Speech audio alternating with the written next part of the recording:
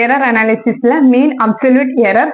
So mean absolute எரர்னா nothing but absolute எரருக்கு நாம வந்து மீன் கண்டுபிடிக்கிறோம். அதுதான் நாம என்ன சொல்வோம் அப்படின்னா மீன் அப்சல்யூட் எரர் அப்படின்னு சொல்லுவோம். ஸோ மீன் அப்சல்யூட் எரருக்கு ஃபார்முலா வந்து ஜஸ்ட் மீன் கண்டுபிடிக்கிறது மட்டும்தான். நம்ம லாஸ்ட் வீடியோல அப்சல்யூட் எரர்லயே பார்த்திருக்கோம். என்னது அதோட ஃபார்முலா வந்து absolute error is equal to true value minus measured value.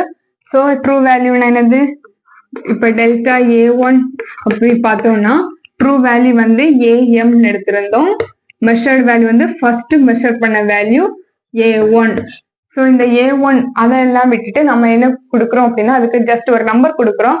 Like 1 2 3 அப்படி ஒவ்வொரு வாட்டியும் மெஷர் பண்ணும்போது ஒவ்வொரு நம்பர்ஸ் வந்த மாதிரி அசீம் பண்ணி எழுதிக்கிறோம்.